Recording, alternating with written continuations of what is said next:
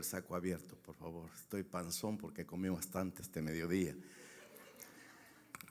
El pastor Edwin me dice que yo como y no engordo. Quizá ya nací así, yo tragón. Gálatas capítulo 2, del 6 al 10. Perdón, no es Gálatas no es del 6 al 10, del 11 al 13. Gálatas 2, del 11 al 13. Defínete. Así se llama este sermón. Defínete. Pastor, ¿y por qué defínete? Yo conozco a mi pueblo. Habemos muchos que tenemos, no sé si decir 2 caras, o 5, o doble ánimo, o quíntuple ánimo. Pero como sea, el Señor nos va a hablar a nuestro corazón en esta noche. Defínete, Gálatas capítulo 2, del 11 al 13, dice la palabra del Señor. Pero cuando Pedro vino a Antioquía, le resistí cara a cara porque era de condenar. Pues antes que viniesen algunos de parte de Jacobo, comía con los gentiles, pero después que vinieron se retraía y se apartaba porque tenía miedo de los de la circuncisión. Y en su simulación participaban también los otros judíos, de tal manera que aun Bernabé fue también arrastrado por la hipocresía de ellos. Padre celestial, gracias Señor por este privilegio que nos concedes de abrir tu libro santo, a mí de pararme frente a este grupo selecto, Señor. Gracias por la vida del pastor Edwin, gracias por el pastor Neri, el pastor Cristóbal y este siervo tuyo, el pastor William, que nos visita de Dakota. Padre, háblanos al corazón en el nombre de Jesús. Amén y amén. Pueden sentarse, hermanos. Defínete. Hay una palabra que quiero que dejemos claro antes de comenzar mi predicación. La palabra carácter. Carácter. Dios no quiere que usted tenga un carácter fuerte, ni tampoco un carácter débil o un carácter medio. Dios espera de nosotros un carácter cristiano, sencillamente. Un carácter cristiano. Al decir carácter cristiano, me refiero que usted esté perfectamente definido qué es lo que cree. ¿Sabía usted que hay personas que les pregunta dónde se congrega? En la iglesia tal. ¿Y por qué se congrega ahí? Ahí me llevaron. No están convencidos. Mire, le dije una vez a una hermana, ¿y ustedes en la iglesia por qué se tapan? Es señal de autoridad, me dijo. ¿Autoridad de qué? La verdad que a mí así me dijeron y yo me tapo, me dijo. No estoy criticando, nada más estoy tratando de poner ejemplos para que usted vea por dónde va mi tiro en esta tarde. El apóstol Pedro era un hombre variable. El nombre original era Simón. ¿Qué significa Simón? Simón significa una caña movida por el viento. Es decir, alguien que lo traen de aquí para allá. Eso significa Simón. Dios lo llama y le cambia el nombre y le pone estabilidad. Y usted dirá, qué grosero el Señor.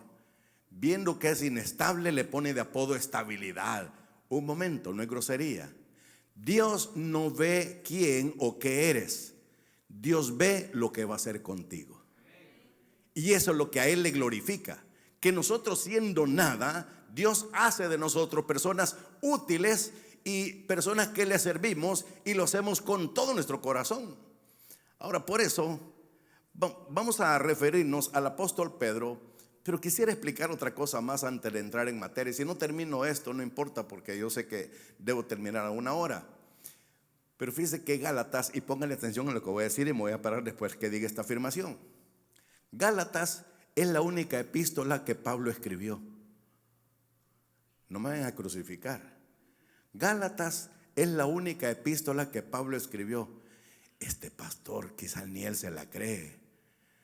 Nos explicó que Pablo escribió 13 epístolas y nos contó que se dividen en 3 grupos: misioneras, carcelarias y pastorales, y hasta nos las dijo. Y ahora sale con que solo una.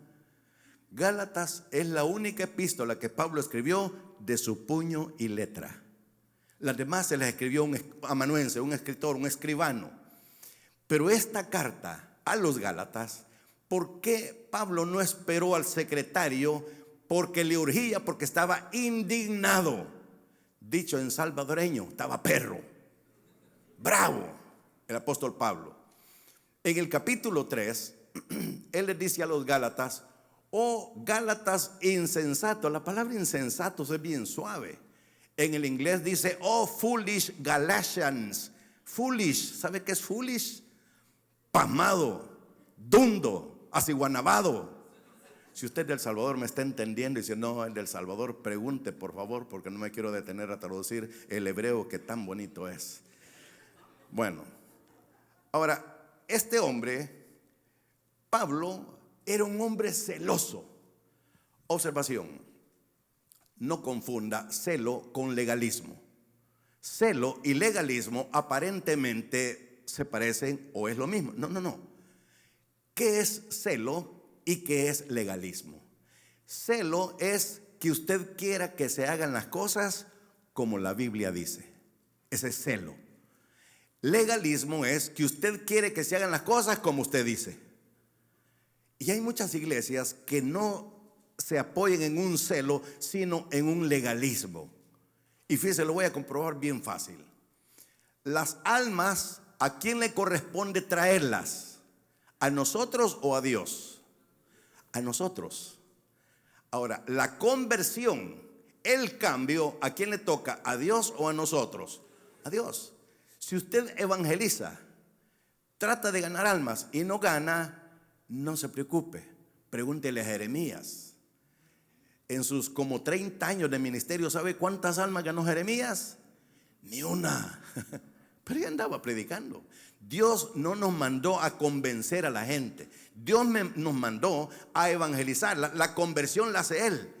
Pero nosotros, tal vez no nosotros los que estamos aquí, pero algunas iglesias tienen la maña de trabajar en un evangelio cabeza abajo, al revés, patas arriba. Usted me está entendiendo. Upside down, pues. Porque algunos hablan más inglés que español. Porque nosotros oramos para que el Señor traiga las almas, cosa que nos toca a nosotros. Y una vez en la iglesia nosotros queremos cambiarlas. No quisiera contarlo, pero yo soy bien salido, igual que Pablo. Yo soy bien regón, así decía mi pastor. Pablo decía, era celoso y para colmo regón decía. El apóstol Pablo... No, el apóstol Pablo, me sucedió una experiencia, se la estaba compartiendo con la esposa del pastor, hermana Eneida. Creo que el pastor también se la comenté. Que fui a predicar a una iglesia hoy que estuve en El Salvador. Y cuando llegué, el pastor me dijo: pastor, véngase, me llevó a su oficina. Y empezó el culto y le dije: pastor, yo no aguanto estar fuera de la iglesia sabiendo que los hermanos están gozando ahí dentro, vámonos para la iglesia. Váyase usted, me dijo, que tengo que hacer unas cosas aquí. Y salí volando y me fui a parar a la par, porque estaban parados cantando. Me fui a parar a la par de mi esposa. Y yo que me paro a la par de ella, me dice: andate para allá, me dijo. Y bueno, qué feo sentí. Andate para allá. ¿Qué te pasa? Le dije. Es que aquí solo se sientan mujeres, me dijo. Y me fui para el otro lado. Nos separaron. Es bien feo estar separados. Bueno, está bien. A rato llega el pastor y me vuelve a llamar y me metí a su oficina otra vez. Y mientras estábamos platicando, oí que dijeron: bueno, vamos a pasar a la esposa del pastor Tito Campos, ella nos va a cantar unas alabanzas, que no sé qué. Mira, yo me voy a salir, le quiero ir a mi esposa, le dije. Yo soy el que le hago porras, le dije, el que le hago barra. Yo voy a pararme ahí. Y me salgo y ya estaba mi esposa arriba con un tapado, tapada la cabeza. Y me le quedé viendo yo, ¿y esto? ¿Qué pasó aquí? Dije yo. Por supuesto no dije nada, solo me pregunté. Al terminar el culto le dije: ¿qué pasó? ¿De dónde agarraste eso? Le dije. Te voy a contar, me dijo. Yo estaba bien tranquila, alabando al Señor en la alabanza, me dice. Y de repente una hermanita me tocó. Hermanita, le dijo, aquí no puede estar sin tapado, le dijo. Es pecado. Hermana, yo no traje tapado. No se preocupe, le dijo. Se quitó el rey y se lo dio. Vieras cómo lledía sudor, me dijo. Hermano, qué feo sentí. No estoy criticando, estoy contando, hermanos, a veces cómo nos hace la gente sentir. Pero bueno, ya les conté, soy chismoso yo. Cuando llegue me va a regañar, pero lo voy a regañar también. Porque, hermano, la gente hace lo que el pastor dice o permite. Así que recuerde, la iglesia es lo que es el pastor. Si el pastor es un flojo, aguado, no dice nada, medio mundo hace lo que le da la gana. Pero si el pastor es llamado, puesto por el Señor y estricto, la gente está trabajando con mucho gozo y con mucha alegría. Cualquier parecido es pura coincidencia. No me han sido cambiados para protección de los protagonistas. Bueno, ahora aquí Pablo nos está contando lo que sucedió con Pedro. Pedro, siendo un judío, no sé si el pastor Edwin fue el que dijo que era racista. Sí, es cierto, era racista. Fíjese que estaba Pedro en cierta ocasión en una casa que la Biblia le llama la casa de Simón el curtidor. Quiero contarles un testimonio así rapidito para ilustrar esto. Cuando fuimos a Israel con mi esposa, el primer día nos llevaron a la ciudad de Jope. La ciudad de Jope. Y la guía dijo, bueno, reúnanse aquí, dijo. Y ya nos reunimos. Aquí estamos en una ciudad bíblica, una ciudad que tiene dos historias, una del antiguo y otra del Nuevo Testamento. Primero voy con la del antiguo. A este lugar de Jope vino Jonás a embarcarse rumbo a Tarsis. Por eso es que ven ustedes esa fuente y está esa ballena ahí, tipo de la ballena que supuestamente se tragó a Jonás. Digo supuestamente porque no se sabe si era ballena. La Biblia dice cetáceo. Los cetáceos son peces gigantescos, el cachalote, la ballena, etc. Entonces por eso está la ballena ahí. En el Antiguo Testamento, entonces, aquí fue donde Jonás se embarcó rumbo a Tarsis.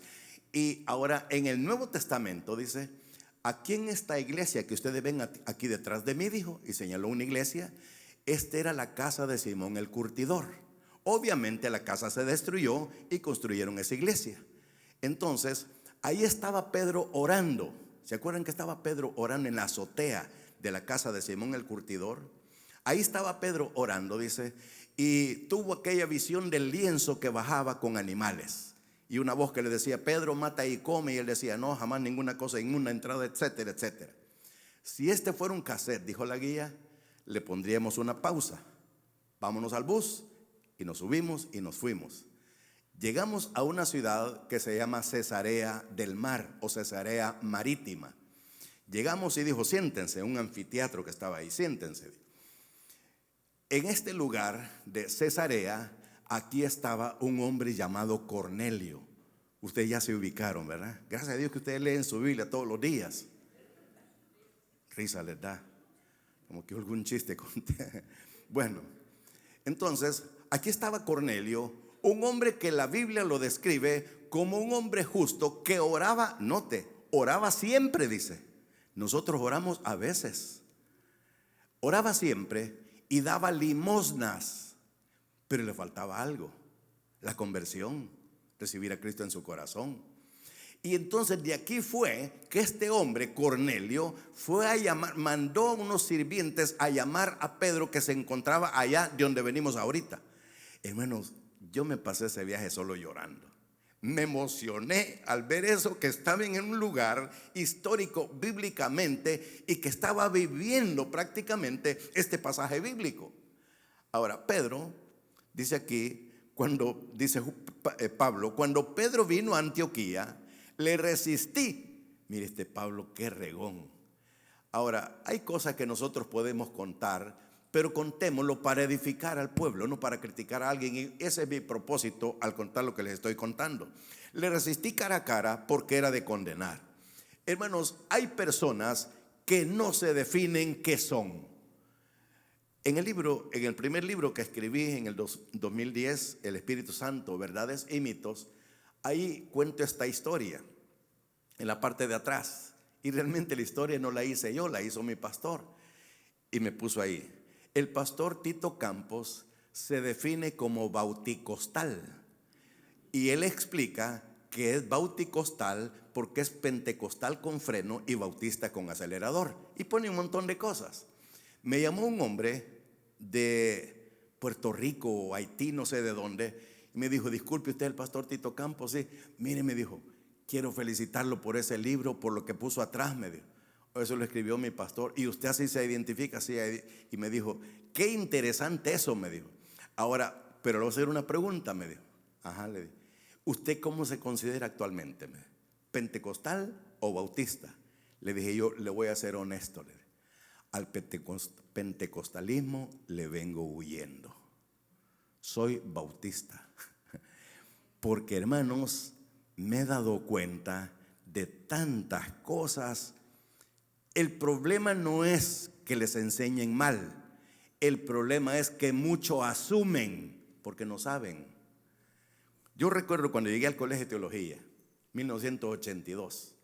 La primera clase que recibí fue precisamente del que más tarde fue mi pastor, que no me caía bien. Entró el maestro, así le decíamos nosotros, entró el maestro. Buenas noches, jóvenes. Se sentó una mesa y dije, bueno, ¿y este viejo? Dije, sentado nos va a dar la clase, dije yo. Y de ribete le llevan una soda. Este viejo, nosotros aquí aguantando hambre y él con una su soda dándonos chile, criticándolo. Buenas noches, jóvenes. Se jalaba, los que lo conocen se acuerdan que jalaba aquí a cada rato. Buenas noches, jóvenes. Digo. Soy el doctor Edgar López Bertrán, el director de esta institución y el pastor de la iglesia. Mi materia, la materia que voy a impartir se llama Romanos, la epístola a los romanos. El tema de la epístola a los romanos es que la salvación no se pierde. Así, sin anestesia y sin nada, lo aventó. Y yo venía de una iglesia puritana. Y yo oigo eso. Y yo llevaba una gran mara en mi carro. Tenía un microbús, un Hayes, no sé si Balta se acuerda. Le habían puesto, un amigo mío me le puso carro de Israel. Toda la gente viene el carro de Israel. Pues yo llevaba como unos 8 hermanos a la iglesia, al colegio de teología. Y el que estaba a la par mía se llama Ever. Lo codié y le dije, Ever, sí, me dijo, me voy a salir, le dije yo. ¿Por qué? Ya me cayó mal ese viejo, le dije. ¿Pero por qué? Me dijo. No, yo lo que dijo. Y miren qué sabio fue. ¿Qué dijo? Me dice. Que uno puede hacer lo que le da la gana y seguir siendo salvo, me dijo. No, me dijo, no dijo eso. Él dijo que la salvación no se pierde. Y no es lo mismo, pues. No, me dijo. Pero espérese que lo explique. Cálmese, no se vaya a ir, me dijo. ¿Por qué? Le dije. Es que si se va usted no tenemos que ir nosotros porque andamos de jalón con usted, me dijo. Y me dio risa. Pero me dijo, además, escuche esto. Ya pagamos y dice él que no se devuelve lo que han pagado. Tiene razón, me quedé.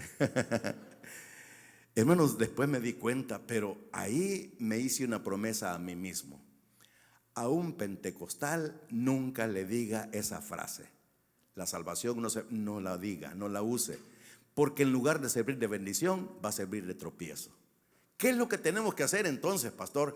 Explique cómo funciona la salvación. Trate de explicar en una forma clara lo que es la gracia. Explíquelo y ellos van a sacar sus conclusiones. Cuando empezamos la iglesia allá en Lompoc, en el condado de Santa Bárbara, recuerdo que había una hermana que venía de una iglesia de estas. Ya no voy a decir el nombre. Esta hermana, pues les dije yo, hermanos, vamos a empezar estudio bíblico los miércoles y lo primero que vamos a estudiar es la salvación. Y yo ya sabía que no tenía que usar esa frase. Y había una hermana que levantaba la mano. Sí, hermana, no voy a decir el nombre. Y con la Biblia me decía, pastor, le voy a leer lo que dice la Biblia. Textos que aparentemente dan a entender que la salvación no es algo seguro. Hermana Delia, dije el nombre, se me salió. Lea un poquito más para atrás.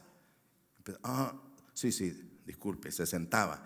No se sentaba a escucharme, se sentaba a seguir buscando más material para contradecirme. A mí no me molestaba. Al contrario, a mí me gusta que me pregunten. Volví a levantar total, hermanos. Yo calculo que fueron unos 6 meses que esa mujer me dio guerra. Ella dice que fueron 2 años, pero no, pienso que fueron 6 meses. Pero hermanos, si esa mujer usted la encuentra y le pregunta, disculpe hermana, ya dije el nombre, disculpe hermana Delia, si usted se muriera en este momentito, ¿dónde cree que iría su alma? Al cielo. ¿Y por qué está tan segura? Estoy tan segura porque Cristo pagó mi redención en la cruz del Calvario. Yo lo tengo en mi corazón y yo que no me muera, que es lo que yo deseo, yo me voy con Él. Así es que le guste a quien le guste, yo me voy con el Señor. Una convicción más férrea que el mismo pastor, que era yo. Eso me encanta. Y nunca usé la palabra, pero a través de la Biblia les demostré que la salvación es algo que Dios regala. Y para que usted me compre el libro, le voy a explicar algo para que lo lea en el libro. Si hay que hacerle propaganda. Miren, hermano, quiero agradecer a las personas que estaban sentadas ahí, llegaron a preguntarme y me lo compraron. Ojalá hayan dejado algunos para los demás. En ese libro estaba escribiéndolo un día y llegó un hermano a visitarme. Pastor, me dice, no recuerdo para qué me buscó. Y le dije yo, mira, quiero enseñarte algo. Y empecé a leerle lo que estaba escribiendo en ese momentito. Decía, hay personas que condicionan su salvación y la confunden por obras. Por ejemplo, hay personas que si uno le dice, ¿y usted si se muere en este momento, dónde iría su alma? Mire, fíjate que ahorita no estoy diezmando, quizás al infierno. Le leí eso, que lo puse ahí en el libro, y empiezo, pastor, me dice, ¿qué pasó? Le dije yo, mi mamá ayer precisamente eso me dijo, me dice. Hermanos, hay personas que condicionan la salvación en base a obras. Hermanos, nosotros no somos salvos por lo que hagamos. Somos salvos por lo que Cristo ya hizo, y fue una obra perfecta, la sangre de Cristo derramada en el Calvario. No hay objeción. Yo solo soy historia, pero ya si no predico esto no importa, pero quiero explicarles esto. Estaba en un lugar que se llama Phoenix, en Arizona. Una iglesia un poco más pequeña que esta, así de 2 módulos. Y mientras yo estaba predicando, yo sentía que la palabra no era recibida. No sé si los que predican me entienden, que hay veces uno siente que la gente no está recibiendo. Y me paré. Hermano, ustedes, hermano, era invitado. Miren, si no soy abusivo, ¿y ustedes qué les pasa? Le dije. Y pelaron los ojos, hasta los que estaban durmiendo pelaron los ojos. Les dije yo, voy a hacer una prueba con ustedes, les dije. Voy a hacer una pregunta, pero quiero que sean honestos. Me van a contestar de acuerdo a lo que ustedes piensen, no para quedar bien conmigo, no. La pregunta es, levanten la mano los que estén seguros que si la trompeta suena en este momento, se van con el Señor. Levanten la mano. ¿Sabe cuántos la levantaron? Ni uno. Ni uno. Y me quedé yo, ¿y ahora qué hago? Yo no esperaba eso. Pero hermanos, cuando el Señor te mete algo, te va a sacar triunfante, espiritualmente hablando. Pónganse de pie, les dije yo. Se pusieron de pie. Van a repetir conmigo esta oración, de manera que ustedes mismos se lo escuchen. Yo voy diciéndolo, ustedes van a ir repitiendo, pero pónganle atención y analicen lo que van diciendo. No lo repitan como un loro, sino que crean que Dios está aquí con nosotros, porque así lo dice Él de su palabra, y a Él se lo están diciendo. Repitan conmigo y usted ya sabe la oración. Terminé de hacer la oración y ellos todavía de pie. Les dije, no se vayan a sentar todavía. Voy a repetir la pregunta. Si la trompeta del Señor sonara en este momento y el Señor viene a levantar a su iglesia, levanten la mano los que serían con el Señor. Todos la levantaron. Hermano, gané a una iglesia para Cristo. Sí, hermano. Gloria a Dios. Hermano, ¿sabía usted que muchos de nosotros también asumimos? Nunca asuma nada. Analícelo a través de las Escrituras. Pablo reprendió a Pedro porque cuando estaba con los judíos se comportaba como judío, y cuando estaba con los gentiles se comportaba como gentil. ¿Y qué le dijo él? Dice, y en su simulación participaban también los otros judíos, de tal manera que aún Bernabé, el mismo que lo introdujo, hermano, si usted no sabía, si no hubiera sido por Bernabé, Pablo hubiera muerto como una persona desconocida, anónima. Pero Bernabé fue el que se tomó el trabajo de introducirlo con los hermanos y les dijo, si yo lo conozco, la conversión de él es una conversión. Él fue lo que le introdujo, y hasta el pobre Bernabé se llevó de encuentro el pobre Pedro. Ahora, 3 consejos son los que iba a dar. Ya no puedo darlos porque ya se me está acabando el tiempo. Ya ni me acuerdo que ahora me dijo el pastor que terminara, podemos ser el loco. 3 consejos. Número 1, si eres una caña movida por el viento, aprende a ser una persona estable. ¿Qué quiero decir con esto? En primer lugar, cuando prometas algo, cúmplelo. Si al Señor haces promesa, no tardes en cumplirla, porque Dios no se goza de los insensatos. Es mejor que no prometas y no que prometas y no cumplas, dice la palabra del Señor. Si haces una promesa, cúmplela. Si agarraste un sobre, no lo devuelvas vacío, o no te hagas el loco, o se me perdió. Cualquier parecido es pura coincidencia, etcétera, etcétera. Segundo consejo, aprende a ser tú mismo, no a imitar a nadie. Hay un hombre, lo admiraba, voy a usar el pretérito imperfecto, modo indicativo, primera persona singular. Se llama él Morris Cerullo, voy a decir el nombre por si usted todavía encuentra literatura de él. Morris Cerullo, criado en un orfanato judío, contaba esta historia. Él era evangelista de cantidades de gente y estaba en Sudamérica predicando en un estadio. Dice que una vez estaba él leyendo la Biblia, preparándose para irse para el estadio a la predicación, y el Señor le dijo: Morris, quiero hablar contigo. Y él estaba sentado en un sillón y se fue para la cama, y al pie de la cama, dice el hermano, abrí mi Biblia y le dije: sí, Señor, ¿qué me quieres decir? Le dijo, Morris, le dijo, ¿estás contento con la campaña donde te tengo predicando? Y se quedó pensando, qué pregunta más extraña. Señor, le dijo, ya que me preguntas, quiero ser honesto contigo, le dijo. Yo no estoy tranquilo, le dijo, por estar en esa campaña. ¿Por qué, Morris? Señor, le dijo, ¿quién soy yo para venir a predicarle a esos miles de gente que se reúnen ahí? Pienso que no soy nadie. ¿Y qué te hace pensar eso? Estaba leyendo precisamente cuando me dijiste que querías hablar conmigo la vida de muchos patriarcas, de muchos personajes bíblicos, y al leerlos me siento pequeño. ¿De veras, Morris? ¿Qué es lo que piensas? Señor, le dijo, yo quisiera ser como uno de esos personajes, le dijo. ¿Como quién, por ejemplo? Morris le dijo, me gustaría ser como Abraham, le dijo. ¿Como Abraham? Sí. ¿Y por qué quisiera ser como Abraham? Señor, le dijo, tú mismo le llamaste amigo de Dios. Es el padre de la fe. Me gustaría ser como Abraham. Muy bien, Morris, le dijo. Te voy a hacer una pregunta, le dijo. Si en este momento entraran unos hombres al hotel y te dijeran que quieren violar a tu mujer, ¿qué harías? Primero por mi cadáver, dijo. Pasan por mi cadáver, yo no permitiría eso. Exacto, yo te conozco, le dijo. Sin embargo, sabías que a Abraham no le importó eso, le dijo. Y ustedes conocen la historia cuando fue a Egipto. Dijo, es mi hermana. Dijo, porque si te ven hermosa me van a matar para quedarse contigo. Digamos que somos hermanos.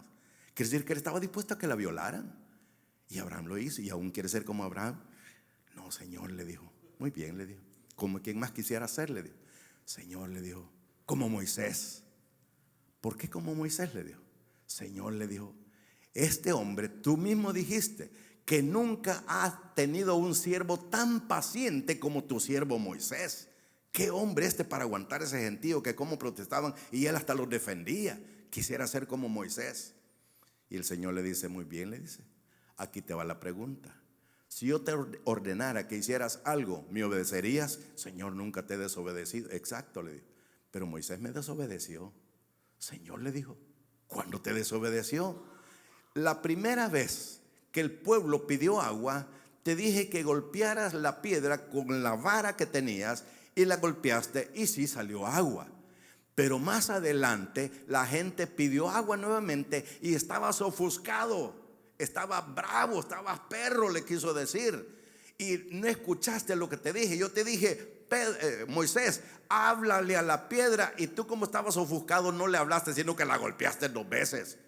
Señor le dijo, pues es una desobediencia insignificante.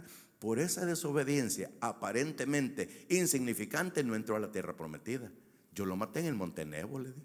Ahí se murió, no entró a la tierra prometida. Josué fue el que los introdujo. Pero el Señor le dijo, ¿por qué tan delicado en una cosa tan insignificante? Un momento, Moisés le dijo, la roca es tipo de mi hijo. La roca es tipo de Cristo. Y golpeaste a mi hijo, Moisés le dijo. Esto no lo puedo permitir. Señor, le dijo, perdóname, le dijo Morris, como quien más quisiera hacerlo. Señor, le dijo, como David. ¿Por qué como David? La misma escritura le llama el dulce cantor de Israel, la niña de los ojos de Jehová. Este hombre, a pesar de todo, era un hombre honesto consigo mismo y honesto contigo. Me encantaría ser como David. Te voy a hacer una pregunta, Morris. Sí, le digo.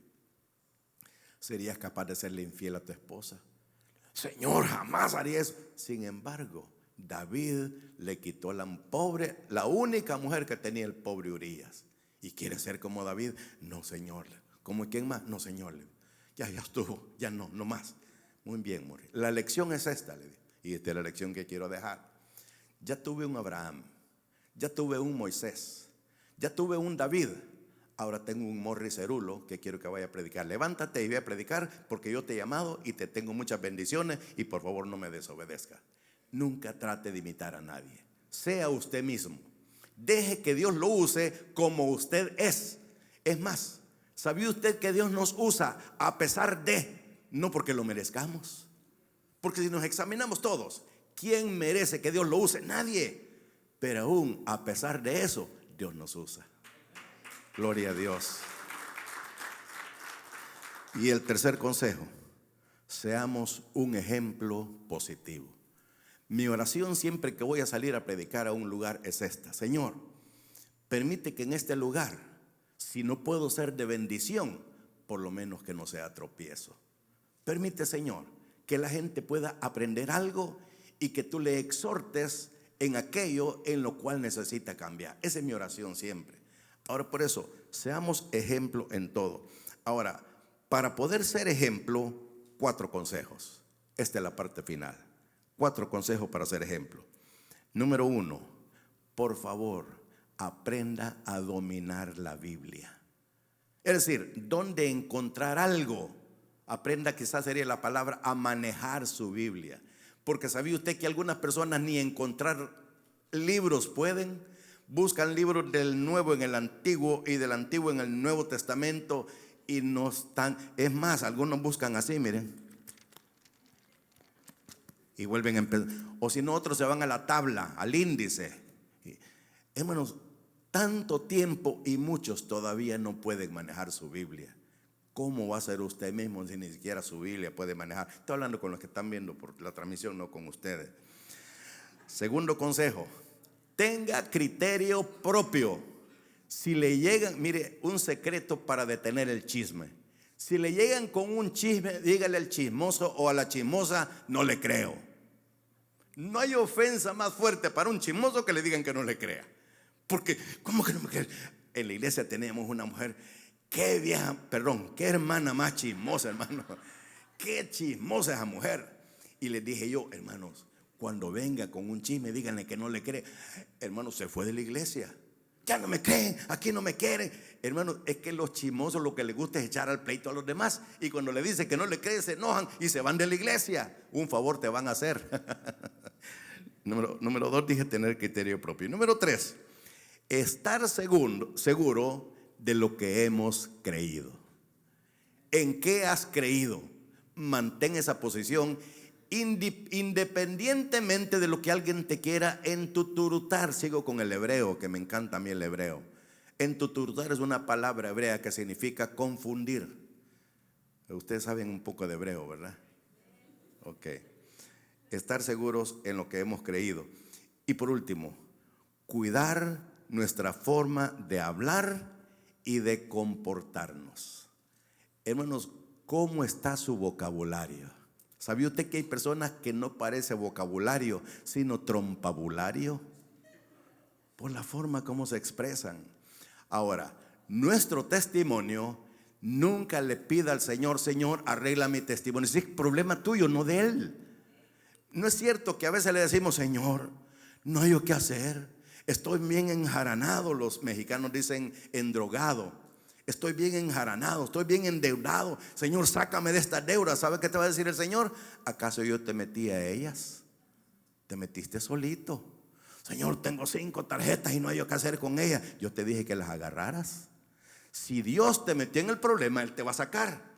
Pero si te metiste solo, ¿quién te va a sacar? Tú mismo debes de usar la sabiduría y ver cómo.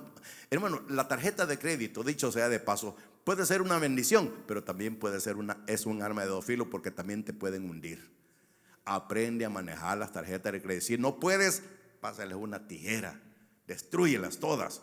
Por eso, a manera de conclusión, muchos cristianos necesitamos definir nuestra vida. Cuidemos nuestro testimonio. Escuchemos la advertencia que el Señor hace a la iglesia de Laodicea. Ay, hermano, tengo ganas de decir algo, permítanme unos minutos más. Usted sabe que hay 7 iglesias ahí en Asia: Apocalipsis, Éfeso, Esmirna, Pérgamo, Tiatira, Sardo y Filadelfia y Laodicea.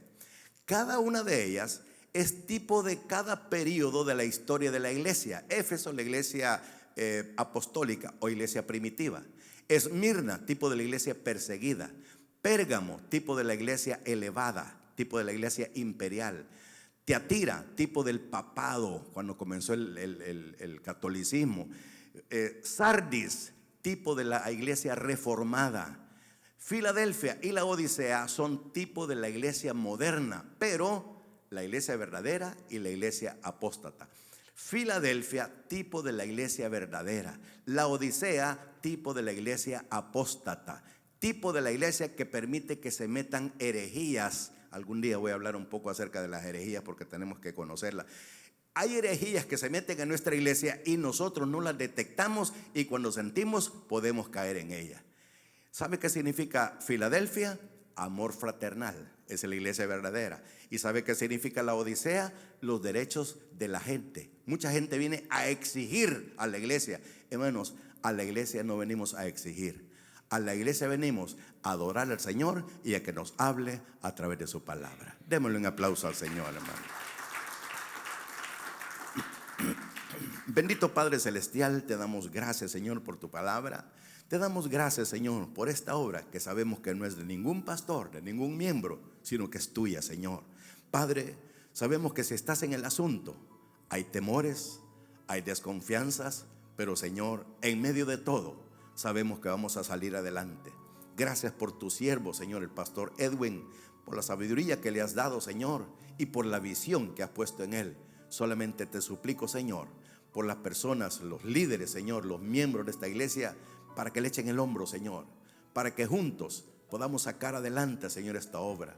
Padre bendito, gracias, Señor, por el tabernáculo de Hollywood. Te pedimos también por los otros tabernáculos, por las otras obras tuyas, Señor, las diferentes iglesias donde tu palabra es predicada. Mientras estamos orando, todos con sus ojos cerrados, sus rostros inclinados. Yo no conozco a todos en esta iglesia, pero seguramente hay alguna persona entre nosotros que quizás no conozca a Jesucristo, que nunca haya hecho una decisión, que nunca le haya abierto su corazón. Permítame decirle, todos un día nos vamos a morir y solamente hay dos destinos, el cielo y el infierno, y nadie puede decidir por usted. Usted es el único que decide dónde quiere pasar la eternidad. Los rezos no le van a ayudar en nada, la iglesia no le va a ayudar en nada, el pastor no le va a ayudar en nada. El único que le puede ayudar es nuestro Señor Jesucristo. Si usted quiere estar seguro dónde va a ir su alma cuando usted muera, solamente levante su mano ahí donde se encuentra. Ábrele su corazón a Cristo. No piense que estamos tratando de conquistarlo para nuestra iglesia. Lo que queremos es que usted tenga un encuentro con Cristo. Si quiere levantar la mano ahí donde se encuentra, hágalo. Queremos orar por usted y orar con usted. ¿Hay alguien que quiere levantar su mano en esta tarde? Amantísimo Padre que estás en los cielos, te quisiéramos pedir, mi Dios, que nos des esa convicción para poder ser definidos en nuestra vida de fe. Mi Dios, a creer lo que hemos creído, a nunca poner en duda las verdades de tu palabra, Señor. Mi Dios, a nunca poner en duda que tu amor siempre ha sido eterno hacia nosotros, que nos has amado de tal manera que has dado a tu Hijo unigénito para que todo aquel que en él crea no se pierda, mas tenga vida eterna. Señor, a creer que por gracia somos salvos, y eso no de nosotros, pues es un don, es un regalo de Dios, no por obras para que nadie se gloríe. Te pedimos, Padre, en el nombre de Jesús, que nos llenes de esa convicción, esa definición clara, Padre, en quién hemos creído. Pero no solamente, mi Dios, a definirnos en nuestra vida espiritual. Hay muchas cosas también que quizás usted y yo necesitamos definirnos en nuestra vida sentimental, en nuestra vida laboral. No sé en qué cosas usted puede aplicar esa palabra, defínete. Por eso, en el nombre de Jesús, pedimos por su vida, oramos por su pensamiento, oramos por su corazón, oramos para que Dios pueda hablar claramente en su vida, ponerle ese sentir correcto para que usted pueda estar en el centro de la voluntad de Dios. Señor, gracias le damos. Ahora pedimos, Dios, una vez más, por esa prueba, por esa necesidad. Oramos, Señor, por esa dificultad, oramos por esa encrucijada, oramos por ese conflicto, oramos, Señor, por esa pareja, oramos, Señor, por ese hijo, oramos por ese padre, oramos por ese hermano con cáncer, Oramos, Señor, por ese familiar lejos, por esa persona que viene en camino. Oramos, Dios, en el nombre de Jesús, por nuestra vida espiritual. Señor, gracias le damos. Te queremos pedir por aquellos hermanos que esta semana tendrán un examen clínico, Señor. Tendrán, mi Dios, un test, una evaluación. Mi Dios, oramos por aquellos hermanos que tienen alto el colesterol, la presión alta. Oramos, Dios, por aquellas injusticias, por aquel vituperio. Oramos, Señor, para que siempre nos des de tu paz, para que siempre, Señor, podamos saber en quién hemos creído, ya que eso nos sostendrá a través de tu palabra, Señor, en el momento de la prueba. Mi Dios, gracias le damos. Ahora solamente pedirle que nos lleve con bien hasta nuestros hogares, pedirle, Dios, por cada familia, por cada hogar acá representado, por cada cabeza de hogar, por esa madre, Señor. Mi Dios, por ese padre. Oramos por ese hijo, oramos por la bendición de ese anciano en ese hogar. Oramos, Dios, por aquellos que van a enfrentar un proceso legal. En tus manos, Señor, lo hemos puesto y esperamos cantar victoria. Oramos, Dios, una vez más por nuestro corazón. Oramos, Padre, para que usted nos dé siempre de su amor para poder soportarnos, para poder perdonarnos, para poder, mi Dios, pelear la buena batalla de la fe. Gracias le damos, Señor. Nos vamos de este bello lugar, pero nunca, Señor, ni jamás de tu presencia. Estamos en el hueco de tu mano. Por eso te decimos todos y a una voz que no te dejaremos hasta que nos bendigas. En el nombre de Jesús. Amén y amén. Le damos un fuerte aplauso.